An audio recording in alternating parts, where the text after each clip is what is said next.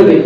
আপনার 18 বছরের ছেলে এখনই বিয়ে দেবে, 2 বছর পর শরীরের বাপ রোজা করে না, তারাবি নামাজ একদিন করতে আসে না।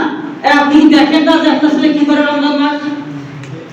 খোঁজ খবর নেওয়ার দরকার কার? আপনার নামাজ খোঁজ খবর নেওয়ার দরকার কার? আপনি যদি খোঁজ নিতে না পারেন,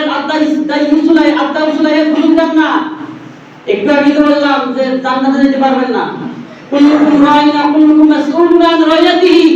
রাসূল বলেছেন বুখারী শরীফের হাদিস যে প্রত্যেকটা মানুষ তার প্রত্যেকের পরিবারের জন্য তাকে আমি রাখাল করে পাঠিয়েছি।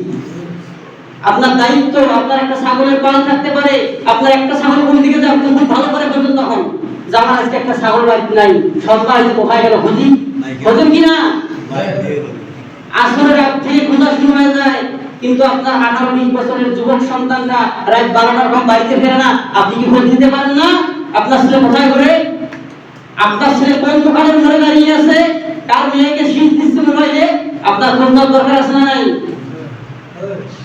এগুলো দরকার তো আপনার, কিন্তু আপনি খোঁজ দিতে পারেন না। অথচ আপনার ছেলে এলাকায় মাস্তানি করে বেড়ায়, ছুরি নিয়ে হাতে মানুষকে রাস্তায় থামিয়ে দিয়ে মানুষের টাকা পকেট থেকে খসায়, এটা কি আপনি জানেন না?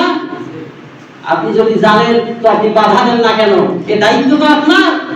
সমাজ তো সকলের, এই দেশ তো আমাদের সকলের, দেশ রক্ষার দায়িত্ব তো আমাদের সকলের। এই দেশ যেমন রক্ত দিয়ে 1971 সালে উদ্ধার করেছি, এই দেশ এখন রক্ষার জন্য দেশের সকল মানুষকে কাজ করা লাগবে। শুধু স্বাধীনতা অর্জন করলেই নয়, স্বাধীনতা রক্ষা করা বড় দায়িত্ব।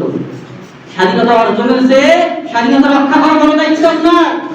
আপনারা কিভাবে 1971 সালে আমার দেশের মানুষ যারা না বুঝে যুদ্ধ করে জীবন দিয়ে শহীদ হয়ে গিয়েছে, আর সুন্দর একটা দেশ পাইছি আমরা, পুরো দেশ আমার বাবা, এখন আমরা যা করবো তাই করে বেড়াবো, এলাকার লোক কে মরে বলুন? স্বাধীনতা রক্ষার চেয়ে স্বাধীনতা অর্জন করা বড় দায়িত্ব আপনার উপরে হয়। এটা সবাইকে এই দায়িত্ব পালন করা লাগবে। শুধু একাই কেউ করতে চাইলে এই দায়িত্ব পালন হবে না। খবরে কি করে রবে।